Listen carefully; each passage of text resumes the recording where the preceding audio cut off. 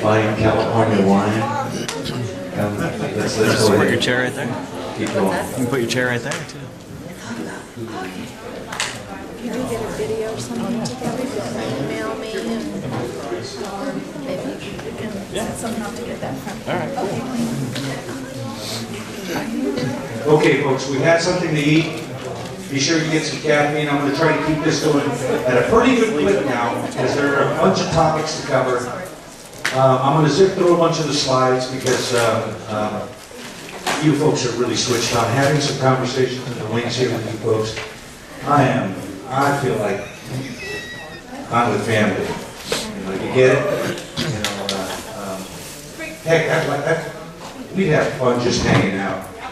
Yeah. Having a barbecue, shooting some crap, watching the kids go pull their hair out, whatever. and making plans. You know what? I'll bet you if we all got into a room together with the intent of having a social, that before you know it, we would have a whole bunch of different little plans of taking over the city council, this board of supervisors, electing this candidate, fight for freedom, because freedom runs in your blood. Okay? Now, I have to be honest with you. Every Tea Party group I get a chance to talk to, I admit to them.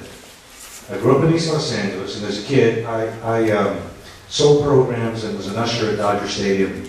So when I cut myself, I bleed Dodger blue. And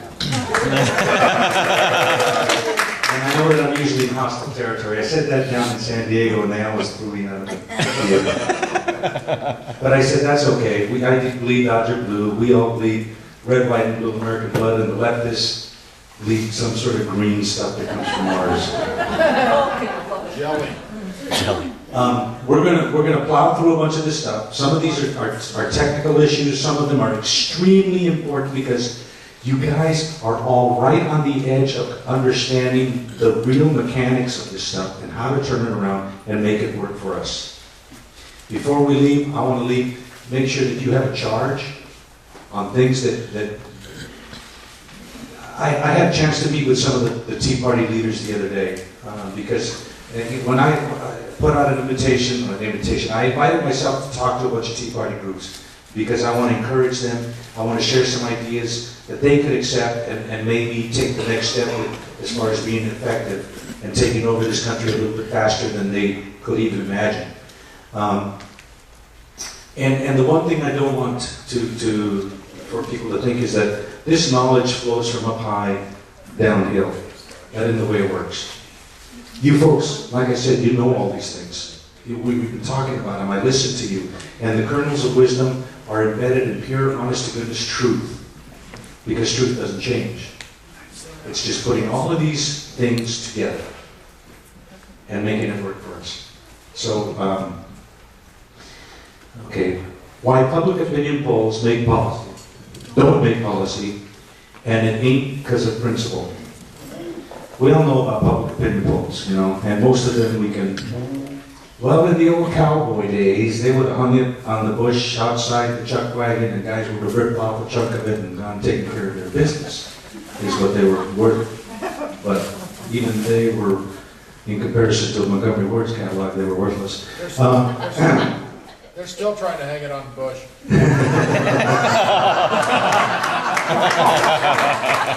Hey, I'm supposed to be the fun one. That's very good. I'm going to steal that. Borrow it from a good friend. A young congressman recently said, public opinion polls don't affect how I think about issues, but they will affect how I talk about them. You understand?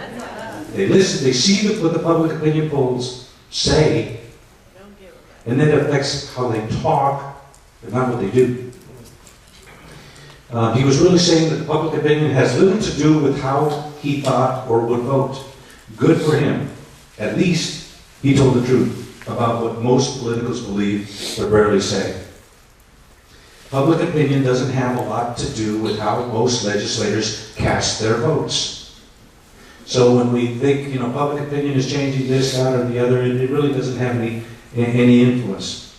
And we shouldn't be surprised No one should, no one should be, if they understand those who seek public office and those who support them. The only public opinion that a politician pays any real attention to is the public opinion of the people that got him there. What's that? Money. Those people who either contributed money or shoe leather to get him there. Most professional politicians, especially those who take leadership, know jolly well that their own philosophical views are. They know what they believe. They seek public office to implement specific ideas, not to sublimate them to any temporal whim. Do you get that? They're not going up there to be a good representative. That's a misnomer, to be a representative of the people that elect them. They go in there with an agenda. Now, we need to be sending people in there with an agenda of freedom, of getting rid of laws, of writing laws to get rid of them, of laws, as opposed to somebody there with an agenda to expand government control. They attain office because of financial support they receive from very political single issue interests who ascertain and advance the candidate's view on their favorite issue. So all of these single interests, they know where the candidate stands before they support him. It's not a surprise. The unions know that the guy they're supporting is a union supporter. The teachers know that the guy or gal they're supporting is lock, stock, and barrel built to the teachers. Frankly, we know that the people we support are on fire, switched on defenders of the Second Amendment and willing to give their lives to defend the Constitution. That's just the reality. Okay, political activists, especially the liberal Democrats, don't work to elect political weathermans. They don't elect people who have their own minds in politics, by and large. Occasionally we'll hear of a free-thinking Democrat who goes kind of weird or something like that. But in reality, the vast majority of them are there not to be of their own mind, but to follow the dictates that the Democrat leadership gives them to vote. They strive hard for candidates who are supportive of their issues and are mostly equipped to tack around the strongest scale of public opinion. In other words, they're looking for strong liberal whack jobs to follow their orders. Those that are willing to take the slings and arrows of the changing public tide. Sophisticated special interests look long and hard at the candidates to whom they contribute dollars. They don't give to just any Democrat. Heck, there was a race down in Sacramento in the 5th Assembly District, and there were 4 or 5 Democrats in the race, and the one who won got 100% of all of the union dollars.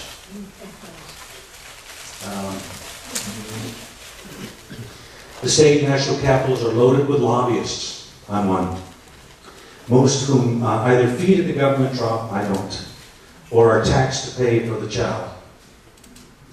We are taxed, and I represent people who are taxed. Unions, as well as large corporations, can lose as well as gain millions by legislative policies established by incumbents. Unions and businesses and all of the various interest groups have lobbyists to represent their interests before the legislature. That's a fact of life. We have to understand that. These large entities employ lobbyists to represent them, and they would be fools not to stay current on those or those who are seeking public office. In other words, the lobbyists aren't idiots. They know where the legislators stand on the issues. It's in their best interest, in order to make money from their clients, to know where the candidates are. We do the same thing in order to know for our clients, and that's all Americans who believe in the Second Amendment of the Constitution. The only hot public opinion issues legislators really care about are those that can be organized by their opponents. So, they know that we're worried about all of these things. Tax. To them, the tax issue, anti-tax issue, is kind of it's like an amoeba out there. You can't really put your arms around it. You can't. It's not so much identifiable like guns, like pro-life, like homeschoolers, a small group of people that are just tenacious.